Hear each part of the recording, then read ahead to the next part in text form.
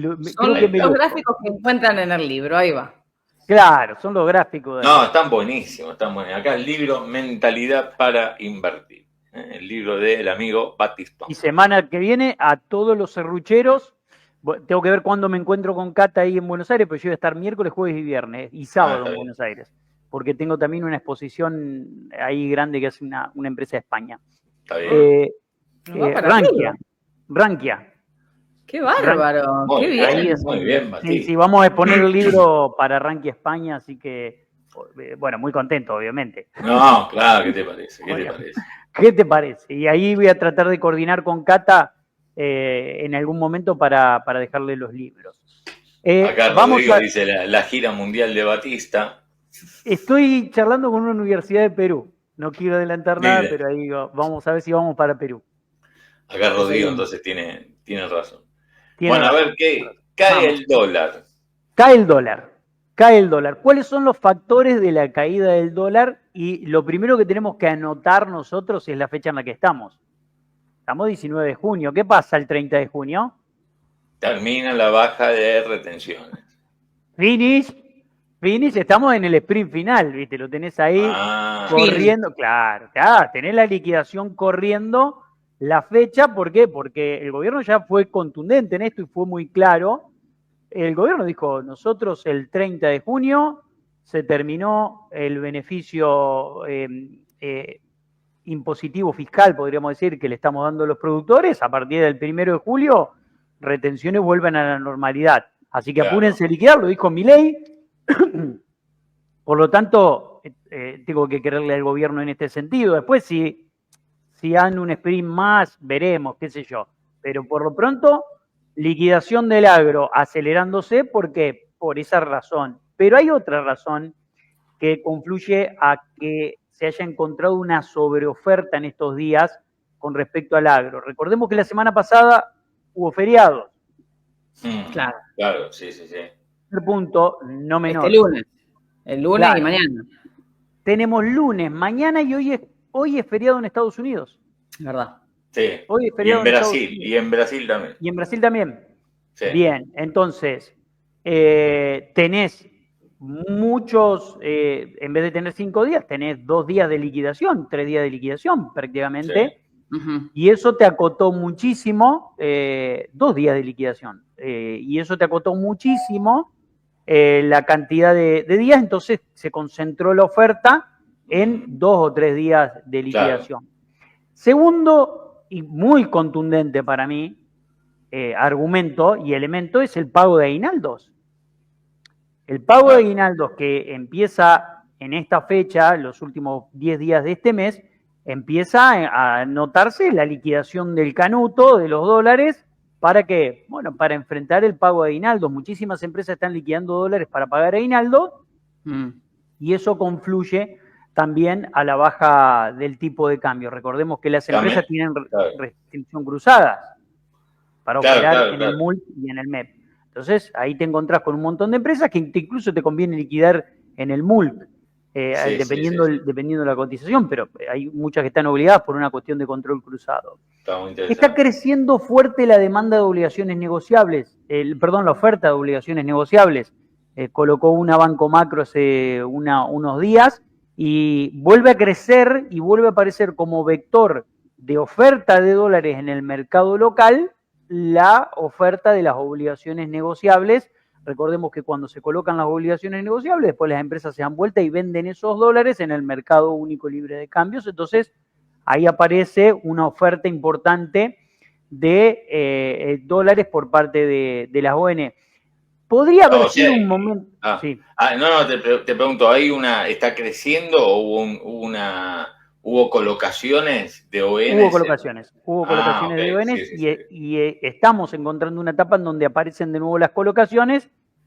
Veremos si al ritmo que hubo colocaciones el año pasado, yo recuerdo el año pasado...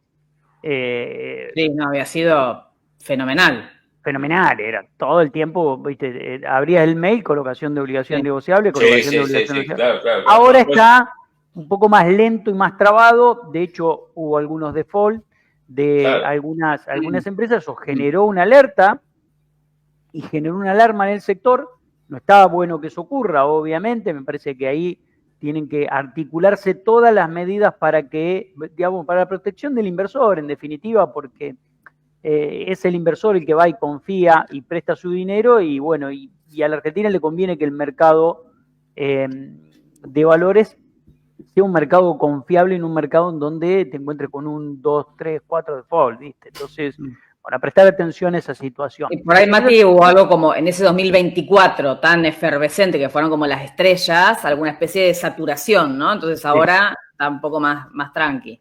Exacto, pero bueno, exactamente. Se dan vuelta y para pagar, digamos, sus gastos, sus necesidades, esos dólares los transforman en pesos, obviamente, que es lo que necesitan. Totalmente, porque la economía argentina funciona en pesos. Claro. Esto es así, funciona en pesos, no funciona en dólares, entonces se tienen que dar vuelta, liquidar esos dólares obligatoriamente y eso genera una sobreoferta en el mercado.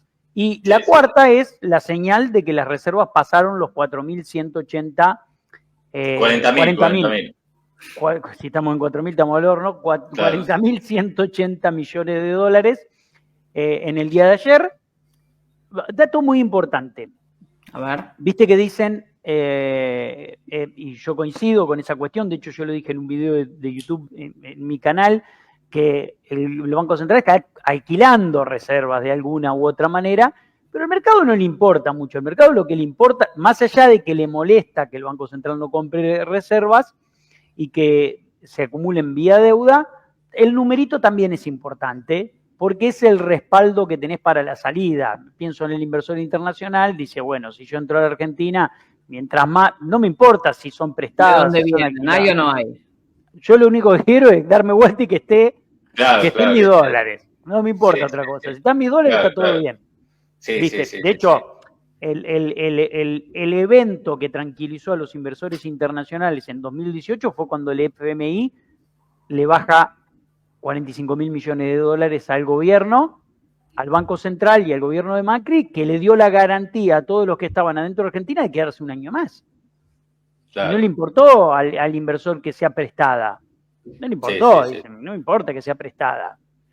Esto que vos estás comentando hoy, los 4 puntos, digamos, sería por qué cae el dólar, qué hay detrás de la baja del dólar, que insistimos, no es que en un solo día una baja de prácticamente el 2%, sino que en lo que va del mes el 4% abajo, cuando había parte del mercado diciendo, ojo, que esto puede ir para arriba. Acá nosotros hablamos con distintos economistas que mencionaban esa posibilidad, y de pronto, sin intervención en futuros, algunos dicen que hubo ventas le sumo yo un quinto numerito, hubo aumento en la tasa de las cauciones, con lo cual ahí también hubo empresas que liquidaron dólares, por lo menos ayer y antes de ayer, fue muy puntual, por eso digo, no, es marginal frente a lo que vos estás contando, pero la pregunta es, si vos tenés estos 4 factores, la liquidación del agro que se acelera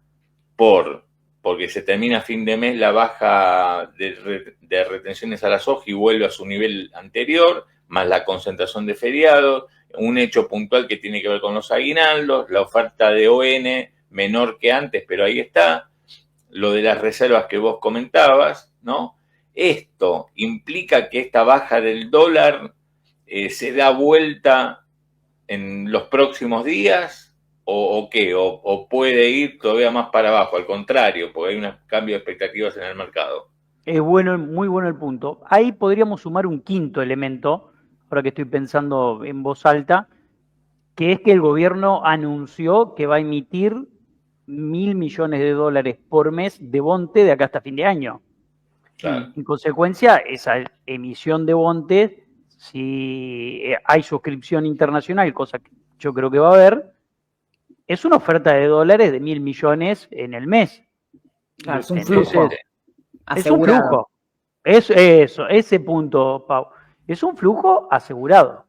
Un flujo asegurado. Entonces, eso cambió también expectativas, pero también hay factores circunstanciales. Entonces, yo creo que lo del agro, si el gobierno decide mover, correr el arco y llevarlo a fines de julio, bueno, probablemente ahí tengamos liquidación.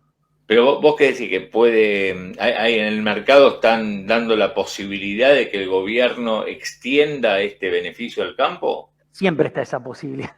Ah. Esa posibilidad siempre está latente, siempre está latente.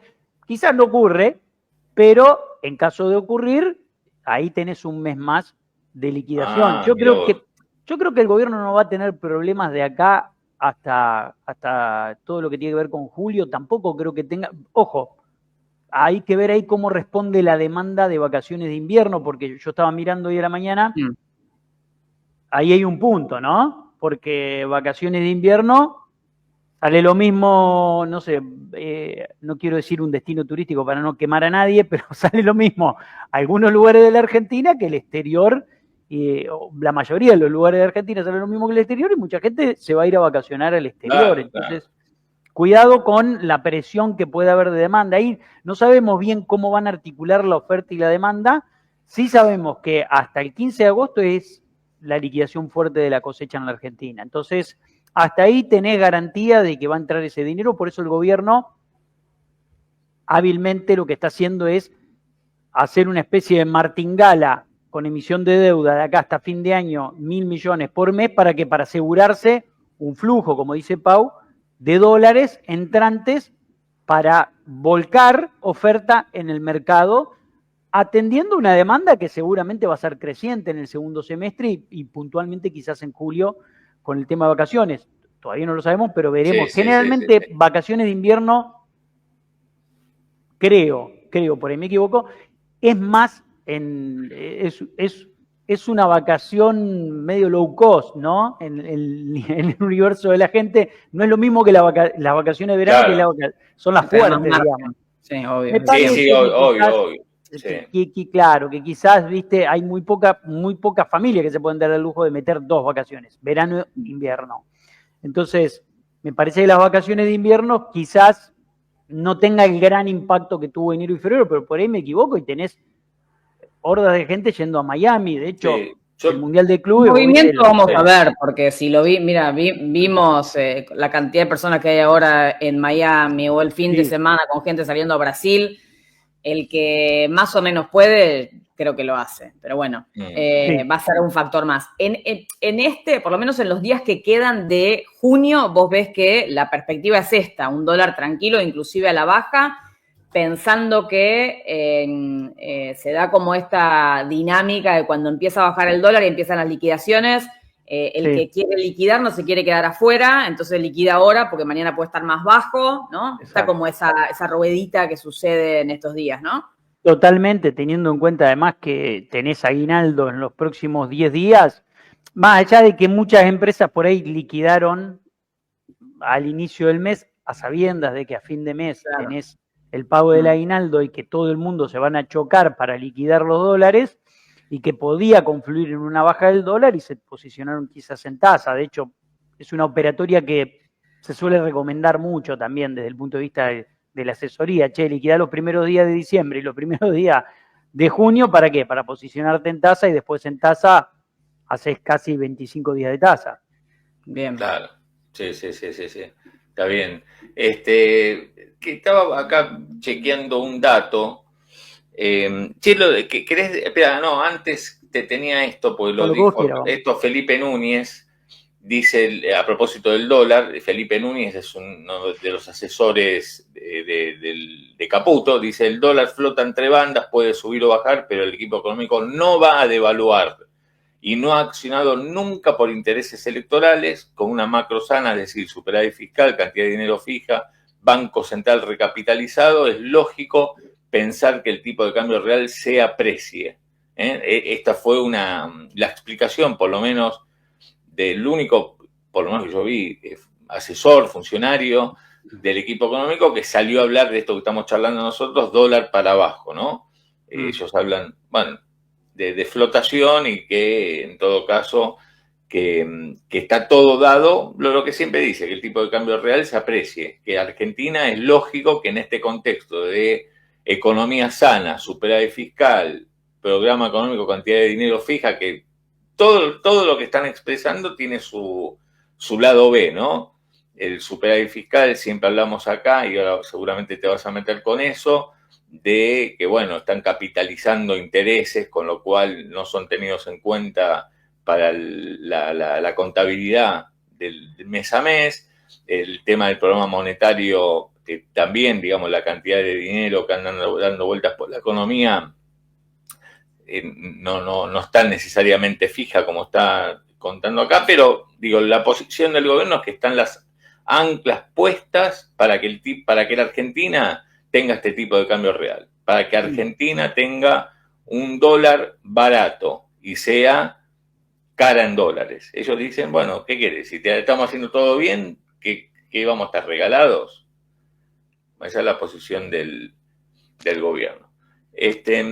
Acá te pregunta Hugo Batistón, querido, dice, te consulto, ¿qué hay con eso de que el Tesoro compraría dólares y qué implica? No sé si es algo que ya está dado por hecho, ¿no? De esa chance, Batista.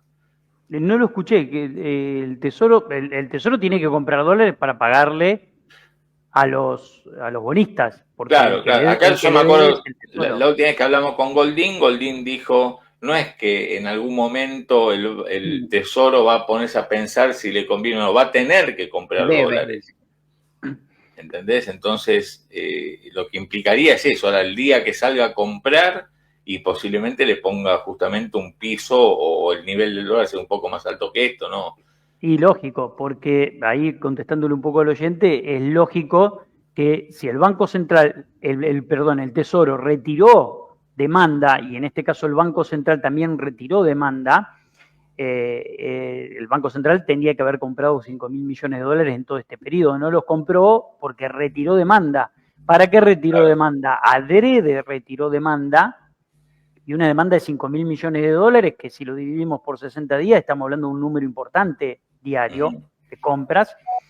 Y ese nivel de compras no estuvo en el mercado único de cambios. ¿Por qué? Porque el Banco Central decidió retirar esa demanda y alquilar reservas. Esto yo lo vengo diciendo desde hace un tiempito, incluso antes que lo diga Cristina ayer, que hay un alquiler de reservas, que el gobierno lo que está haciendo es endeudarse para mostrar reservas. Eso es lo que a mí no me gusta. No me gusta. Yo, sinceramente, yo pensé que cuando había un cambio de plan, porque hubo claramente un cambio de plan, no fue fase 3, hubo un cambio de plan después del acuerdo con el FMI, pensé que el Banco Central iba a empezar a robustecer la reserva, iba a comprar reservas, y bueno, eso no ocurrió y seguramente cuando tenga que comprar va a confluir a una presión para el tipo de cambio, porque obviamente le va a poner un piso. Claro. Por ahora no lo hacen y hay que ver qué sucede en todo caso después de las elecciones. Lo que a mí me queda claro es que van a tener que comprar porque tienen que pagarle a los bonistas, y más con este riesgo país que yo comentaba antes, Batista, vos no estabas, que es lo principal, el ojo de Caputo que está puesto en el riesgo país, porque ven que ahora ya no por una cuestión de Argentina, dice, eso está mostrando justamente, que ahora vamos a ir al tema fiscal, tenemos las cuentas ordenadas, tenemos un programa monetario que se va cumpliendo y el riesgo país en vez de bajar sube y tenemos a Cristina fuera de la cancha. En vez del riesgo país, el riesgo político, el riesgo Cuca, y está bien, ya no está el riesgo Cuca, o por lo menos Cristina no está en la cancha y el riesgo país está en 700 puntos. Déjame decir esto antes que metan en tu...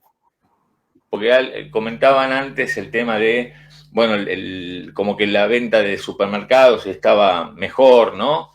Que eran los números que, o por lo menos estabilizadas, había dejado de caer. Uy, se me fue un poco internet acá, che. No, te veo muy bien.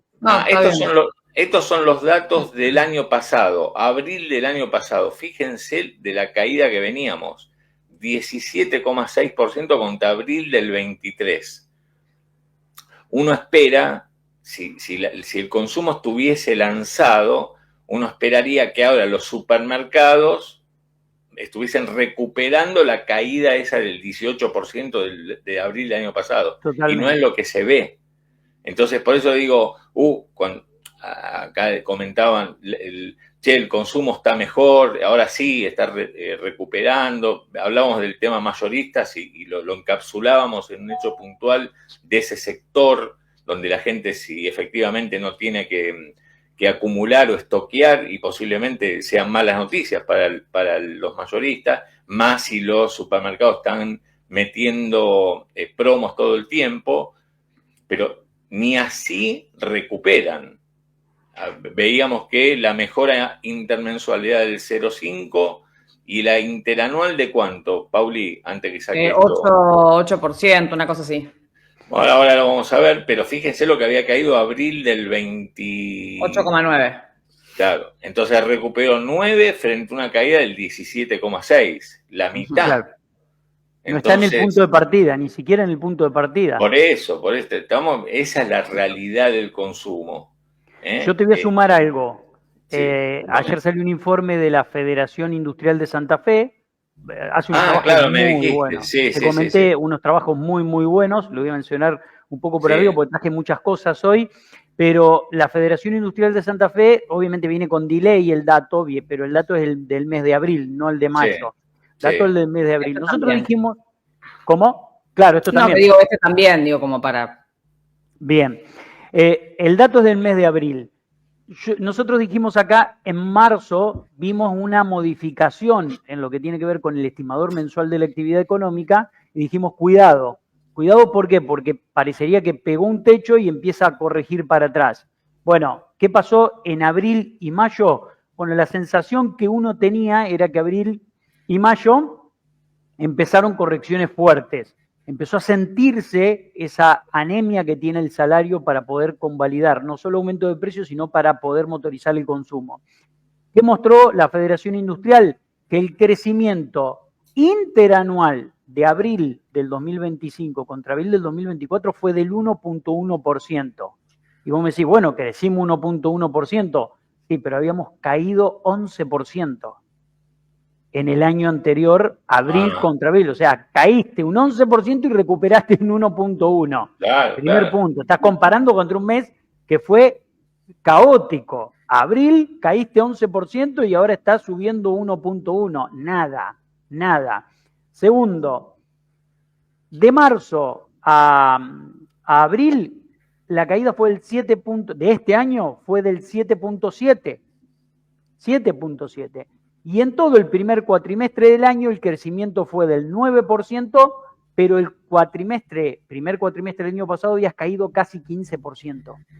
Entonces, lo que refleja el informe es que no hay recuperación ni siquiera del punto de partida, que era lo que esperaba la Federación Industrial. Y el segundo punto que marca es, nos preocupa que la caída en las exportaciones sea del 1,1% y la suba en las importaciones sea del 44%.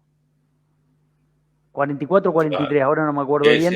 Lo tengo anotado acá. La caída del 42%. La caída de la subida en las importaciones. Subieron las importaciones. Entonces, al principal factor al cual le atribuyen que la industria no recupere es que la apertura importadora está haciendo daño. Esa es la conclusión, podríamos decir, del informe, ¿no? Sí. No, por eso. La verdad es que hay que prestar mucha atención que acá nosotros, porque si hablamos nos pasa esto, ¿no? Que nos metemos con el tema más financiero y te dicen, la economía real no hablan, y después nosotros acá todos los días, de hecho tenemos pautado una nota para dentro de un ratito, unos minutos nomás, sobre economía real. Pero cuando hablamos de la economía real, hablamos de esto, Batista, ¿no? Vos estás dando un dato, hablamos recién, fui a buscar el dato del tema supermercados porque si no perdemos perspectiva de dónde estamos, ¿no? Después podemos explicar, bueno, los supermercados, pero en los mayoristas puede ser que se dé esto, la gente, y bueno, no se toma el trabajo de ir al mayorista si es que no va a estoquear o no tiene guita para comprar volumen. Pero el supermercado, y más cuando los supermercados están haciendo promos a full, que estamos acá, mostré el papelito ahí con las tarjetas,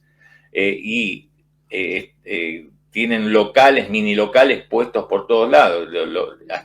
Acá alguien contaba Diarco llegó, hasta la publicidad, dice Diarco en los barrios. tenés Diarco, tenés Carrefour Express, tenés, bueno, los Minicoto, los Día. Entonces, no es que, viste, o sea, si cae en la venta en los supermercados, no, en realidad hay otra venta que el INDEC no toma. Estamos en una situación compleja de nivel de consumo. Entonces, la pregunta que hay que hacerse permanentemente, y nosotros la hacemos, es, esta economía, esta actividad económica, se banca, digamos, así como analizamos el dólar, si es sustentable o no, la economía real es sustentable o no, se la banca. Hay algunas empresas líderes que ya empezaron, viste, a rajar personal o a suspender. Yo quiero ver bien qué... Bueno, digamos, en estos informes, Claudito, de supermercado y de servicios mayoristas, es leve, pero la tendencia de ocupación de empleo es a la baja, digamos, donde ves la parte de empleo arranca con un menos 0,2%, menos 1%. De autoservicios y de supermercados. No veo una estabilidad o una recuperación, eso está clarísimo. O sea, Yo creo que ahí el problema en el súper se está dando porque se empieza a acumular un monto importante de deuda con la tarjeta. No tengo los datos para aseverar esto, pero es lo que intuyo. Seguramente más adelante vamos a tener estos datos, pero lo que intuyo es que está vinculado al aumento del nivel de endeudamiento de las familias y que, bueno, empiezan a ocuparse los cupos de endeudamiento y ahí empezás a frenar, ahí se te empieza a frenar el consumo porque no tenés capacidad de compra para aumentar tu consumo y no tenés capacidad de emisión. ¿En qué sentido? Emitir con la tarjeta. Entonces, me parece que estos dos factores confluyen. TR dice, no, Paula, la ocupación está subiendo, lo que baja es el empleo registrado. Yo estoy hablando del informe del INDEC que muestra el empleo registrado, obviamente, que es el empleo que todos deseamos, empleo de calidad sobre autoservicios mayoristas y supermercados. Que suba el monotributista, que es una realidad, y el empleo negro, que también es una realidad, yo no lo festejo. Nos ocupamos de los datos de ocupación, pero yo te estoy hablando del registrado que informa el INDEC sobre estos dos actores de la economía, ¿no? Claro, no, por eso, digamos, si sube el empleo negro, no sé, qué sé yo, ¿viste? La verdad que, bueno, vamos a seguir, pero todos los días mirando esto, la economía real todos los días. A ver, vayamos ahora al tema del superávit financiero. Yo hice un bache porque me fui a fijar a ver. Porque si solamente vamos a dar índices, me parece que nos quedamos o corremos el riesgo de quedarnos con una visión muy parcial y distorsionada de la dinámica. Entonces, por eso fui a buscar supermercado. Hace un año que había pasado y cayó el doble de lo que ahora se recuperó. Entonces, bueno, es un dato, ¿no? Y lo que dijo Paula recién del tema empleo en los supermercados también. Claro. A ver, trajiste mirá los colores que tiene Matías Batistón. A ver, ¿qué querés contar acá, Batistón? Porque el gobierno salió a festejar, nosotros lo mostramos antes, ¿no? Caputo salió a decir, che, bueno, las cuentas ordenadas. Nosotros contábamos recién, antes de que vos entraras, cómo fue que ordenó las cuentas el Estado, el gobierno, dándole más guita que el año pasado a los sectores más postergados de la sociedad, a la UH, haciendo un recorte todavía muy fuerte en todo lo que es infraestructura, tema subsidios sigue con recortes, pero bueno, ahora vos trajiste a ver para explicar qué querés explicar acá. Lo que quiero explicar es lo que venimos hablando de hace tiempo, yo lo vengo explicando, que el superávit primario el gobierno lo está logrando. Yo creo que no es sostenible. ¿Por qué no es sostenible? Porque un gobierno que no hace obras complica la logística y el funcionamiento de una economía y en tarde o temprano eso se paga.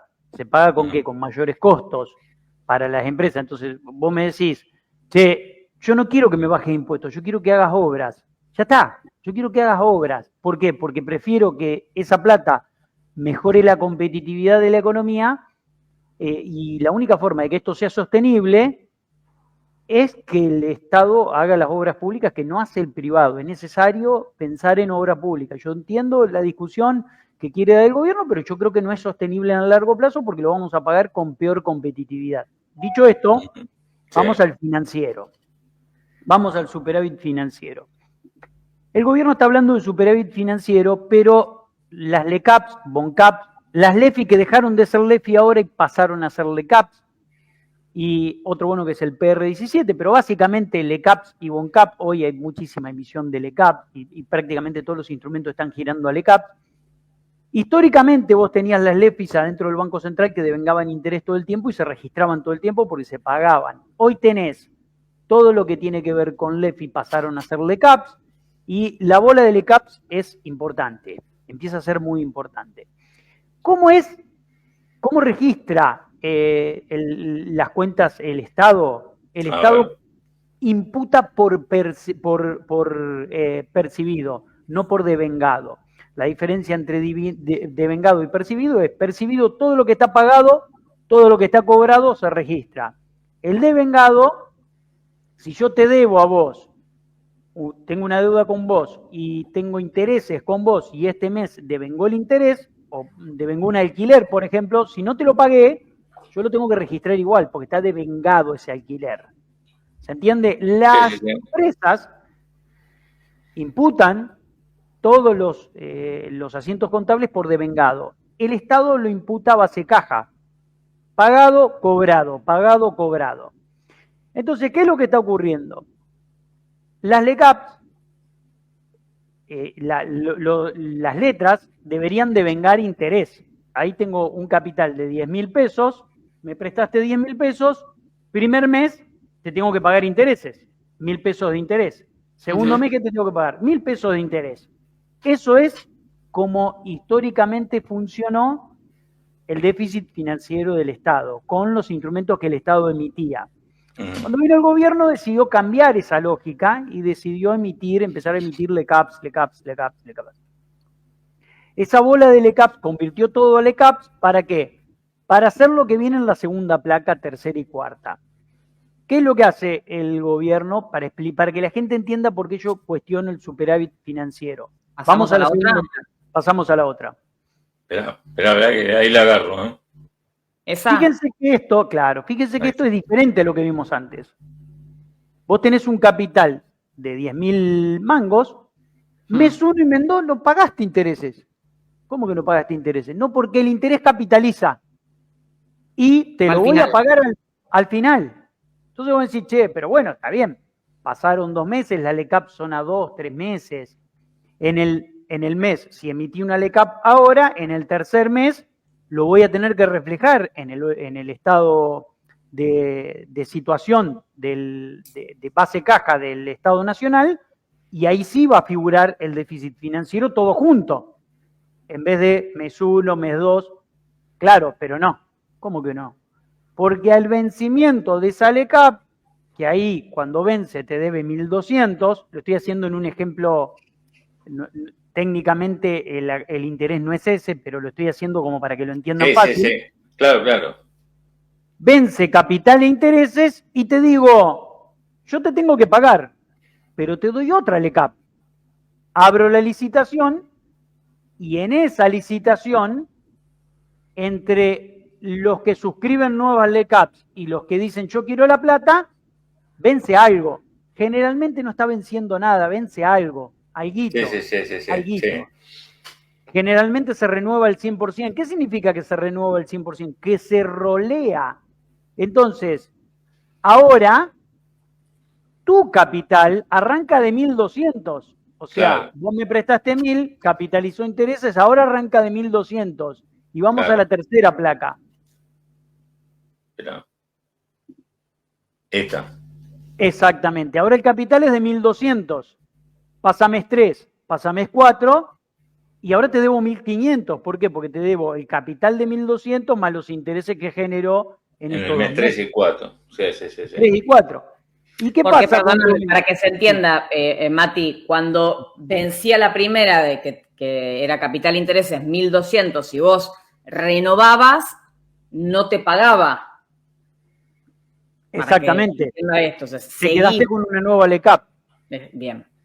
Te quedaste, que es esta que tenés acá, que capitaliza mes 3, mes 4 y vuelve al final a generar intereses de nuevo. Y ahora, como los intereses ya estás capitalizando los intereses de la primera LECAP, entonces ahora tenés 1.500 y vuelve a rolear la deuda y empieza a generarse ese círculo en el cual el Estado nunca paga intereses, pero hace crecer la deuda de manera exponencial por la capitalización de intereses.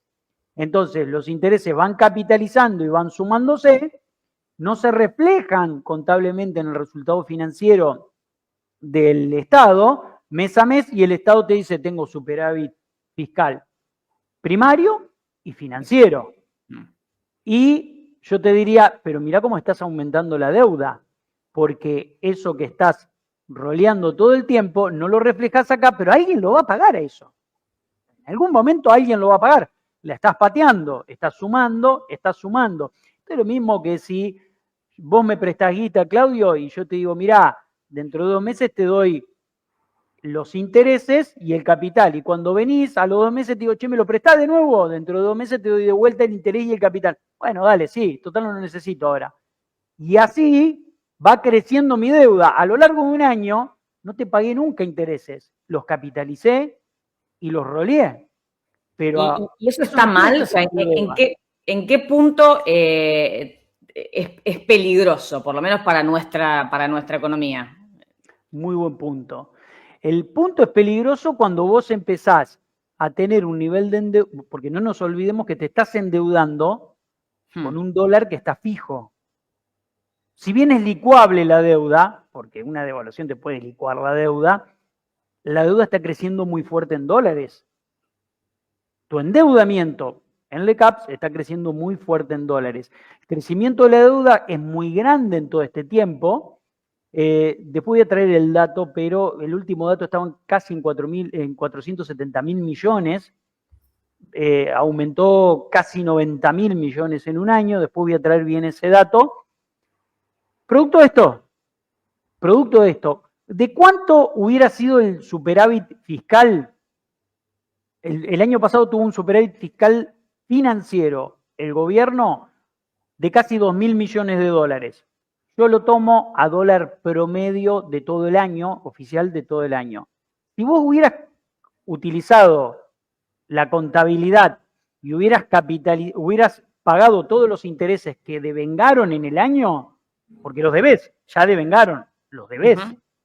Estamos hablando de que hubieras tenido un déficit de 11.500 millones de dólares.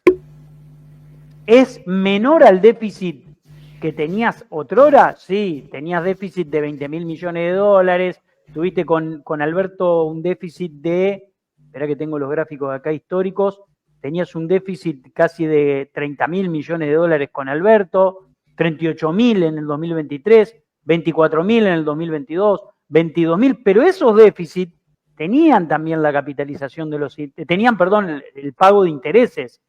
Estos no están reflejando. Entonces, si bien 11.000 millones de dólares es un buen resultado fiscal en relación a lo que venías, cuidado, ¿por qué? Porque en el primer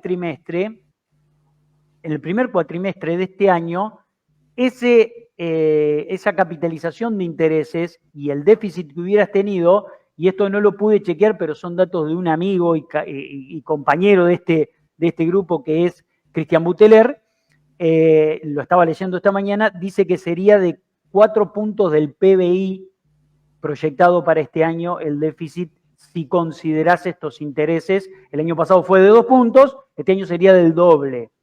Entonces, bueno, hay que prestar atención a ese dato. Pero, digamos, en línea con lo que te pregunta Paula, digamos, si, digo, esta estrategia del gobierno de, bueno, a ver, capitalizo y no te pago, no puede, digo, la pregunta es, digamos, ¿se puede bancar esa estrategia o no? ¿O tiene un límite? ¿O esto que están haciendo en algún momento te va a traer una mala noticia, digamos, te va a llevar a otra dimensión, digamos, te va a obligar, por ejemplo, no sé, a emitir un bono más largo, ¿entendés? Porque no, a ver, está muy bien. Agrego algo a la pregunta de Claudio, con una tasa que tampoco es tan elevada respecto de la inflación, ¿no? No. Acá Pierre te dice, Batista prefiere emitir. No, Batista, sos re peronista, te gusta la obra pública. Andá, se me cayó un ídolo. No, para. No, la obra pública. Te estoy mezclando todo. Estás mezclando todo. La obra pública es peronista, radical, macrista, salvo mileísta, es de todos los espacios políticos. No digan que la obra pública es de un espacio político, porque eso está mal. Es de los republicanos y los demócratas en Estados Unidos la obra pública. No confundamos términos básicos de la economía. No confundamos términos básicos. Segundo, respondiendo a la pregunta de Pau y la tuya, es posible que hoy esa deuda está, si bien tiene una tasa baja, está capitalizando y está creciendo en dólares. ¿Por qué? Porque el tipo de cambio está fijo, entonces te va creciendo fuerte en dólares. Ahora, el gobierno puede ensayar esquemas para patear esa deuda de una u otra manera y poder decir, bueno, te canjeo LECAPs de corto por LECAPs más largas, y va creando una sostenibilidad de esa deuda en el mediano y largo plazo. ¿Ok? Puede ocurrir eso, y debería ser la salida para esa bola de LECAPs que se va generando y esa capitalización de intereses que se va generando. Ahora, lo cierto es que hay un maquillaje contable del resultado financiero innegable, que se lo discuto a cualquiera, porque también lo hacía Alberto.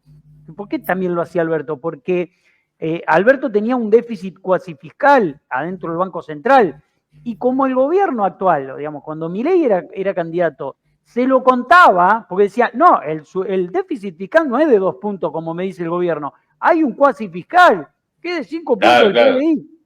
Y con el mismo criterio que Milei tenía razón y decía eso, el mismo criterio aplica para Milei, chicos. Lo que aplica para Alberto, para Massa, para Macri, aplica para Milei. No seamos objetivos en el análisis, porque si no, ¿viste? Claro. La verdad que sí.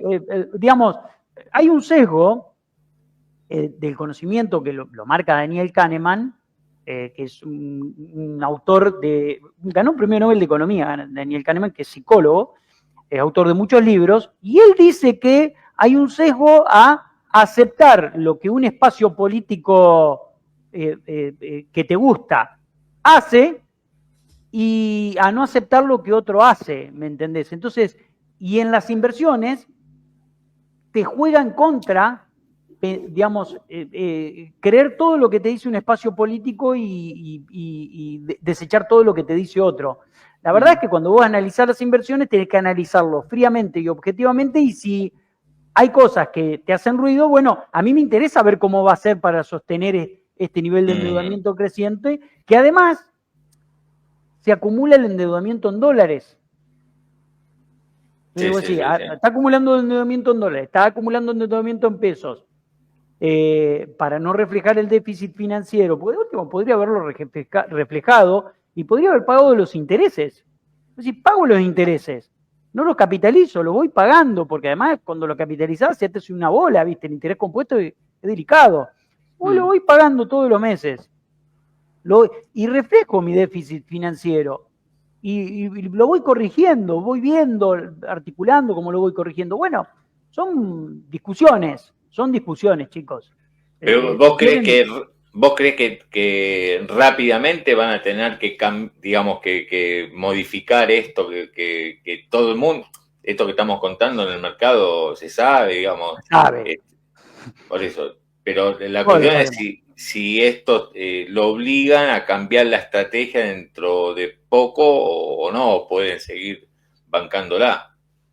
Mirá, a ver, la discusión acá es la siguiente: si mientras vos tengas credibilidad y confianza y que crean en tu plan, funciona. Cuando empiezan las dudas, si en algún momento empiezan las dudas sobre la sostenibilidad de esa deuda, no bajar el riesgo país, no poder rolear deuda, bueno, todos te van a empezar a pedir las LECAP. Sí. Está bien. Y eso que, digamos, que vos que crees que esto creo va a que ser... te puede generar una presión importante, una presión de emisión importante también, eso es una realidad. Entonces, el gobierno no es que solucionó el problema de las LELIC, que, insisto, es un quilombo que heredó también, es un quilombazo que heredó, estamos hablando en términos claros, chicos, esto es un quilombo que hereda el gobierno, no es que solucionó el problema de las LELIC, yo dije acá, trasladó el reactor nuclear al Tesoro. Es como que me dicen, este gobierno resolvió el problema de la deuda comercial de los importadores. No, emitió deuda, emitió 7.000 millones de dólares de bopreales, que hay que pagarlo. ¿No? Esa última emisión también puede haber hecho absorción de pesos y menos presión en dólar. Es verdad, hay también una gran absorción de pesos, exacto, son 3.000 millones de dólares que se emitieron. Otra parte de la deuda comercial se quedó en plazos largos, la deuda comercial no es que está resuelta de los importadores. Entonces, hay que monitorear en horizontal todas las variables y hay que mirarlas objetivamente. Y yo aprendí que a todos los gobiernos no hay que creerle todo lo que dicen. Hay que creerle algo, no todo. No, claro, no, pero aparte acá estamos hablando de datos, de números, no es que estamos hablando de, me parece que, después si yo te pregunto a vos, che, esto que están haciendo, ¿se banca o no? Ahí esa es una opinión, forma parte de tu análisis. Pero vos lo que acabás de traer acá es una exposición de lo que están haciendo, no hay... Vos me preguntás a mí, a fines del 2023, ¿es sostenible el nivel de emisión que tenía el gobierno? No, es insostenible. Me preguntaba a mí, ¿es sostenible el endeudamiento con el LELIC que está haciendo el gobierno de Alberto Fernández? No es sostenible esto. En algún momento va a generar un quilombo. Bueno, vino el gobierno, le buscó la forma, lo articuló sin meterse en un quilombo mayor, como algunos sugerían que haga un plan Bonex, etcétera. Eso no ocurrió. El gobierno articuló maniobras y enderezó un poco la nave y encontró esta salida. Claro. Ahora, esta salida, ¿es sostenible? No, en algún momento hay que ir resolviendo eso. Bueno, ahí está la clave. Ya nos vamos a meter en la nota de economía real. Le pido a don Guido, a quien no conozco, que me banque un cachito, porque acá Pierre, vos sin saberlo le das la respuesta a Pierre, que dice, se olvida que veníamos a 2 metros de la hiperinflación, Batista. Le acaba de decir justamente que no es que te olvidás, le está diciendo el gobierno tenía que enderezar la nave, pero lo que estamos analizando acá es si esto que está haciendo es sustentable o no, o en algún momento va a tener que encontrar una nueva solución. Porque de hecho es lo que vino haciendo Caputo cuando se le acabaron los dólares a mitad del año pasado, hizo el blanqueo, le salió perfecto, eso le permitió llegar hasta, le dio 6, 7 meses de aire hasta que hizo el acuerdo con el fondo, y ahora el acuerdo con el fondo le dio aire, y para que no patinarse los dólares del fondo, está buscando distintas alternativas para que llegar lo más tranquilo posible a las elecciones. Digamos, el propio gobierno va buscando justamente puentes, en ese caso de dólares, acá estamos hablando del mercado de los pesos, para que no trastabillar. Exacto. Pero bueno... Pero para Pierre, muy importante decirle algo, ya está, no gobierna más Alberto y Massa. Digamos, ya está. No, pero está bien, pero un quilombo de hostias, lo explicamos acá 1000 veces.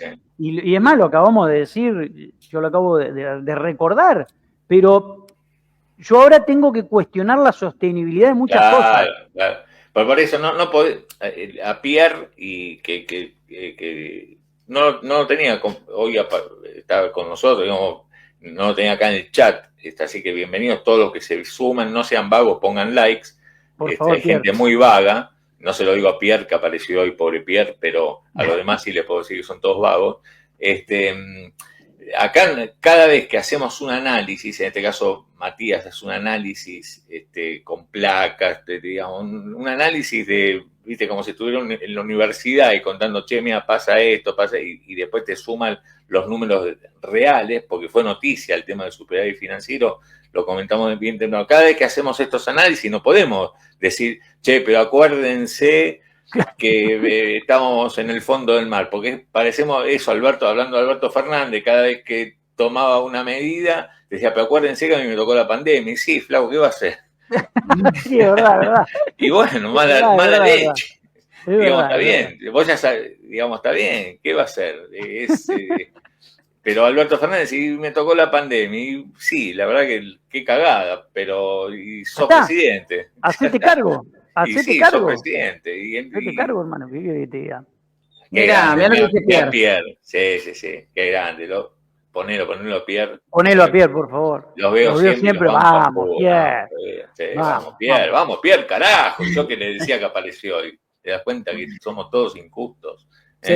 Sintió la necesidad de activarse. Escúchame, Mati, una última breve. La decisión esta que se espera del Morgan Stanley, a ver si pasamos de ser una categoría de país standalone a pasar a ser de frontera, bueno, del máximo subsuelo subir unos escalones. Eso podría ser efectivamente una buena noticia, algo que nos impacte en el riesgo país, que nos dé mayor tranquilidad. Sí, muy siempre. marginal. A ver, no deja de ser una buena noticia, que vos puedas subir un poquitito en la tabla, ¿no? Estás en el descenso, salir de la zona de descenso no sería una buena noticia. Después hay que ver realmente cuál es el impacto que tiene, porque bueno, a veces esas noticias uno las espera con mucha euforia y después termina siendo marginal. A veces suele ocurrir eso. Sí. Pero es una noticia que se va a conocer la semana que viene, ¿no, Paulita? Entiendo que sí, para la semana que viene. Ojalá ocurra. Ojalá ocurra, claro, que sería lo primero. Escuchá, Batista, acá hay un empresario que lo quiero sumar. ¿Vos tenés unos minutos para quedarte? Economía real a full. Me estoy yendo ya a LT9. Tengo. Déjate de joder. Acá está el libro de Matías Batista. Chao, Batista. El lunes.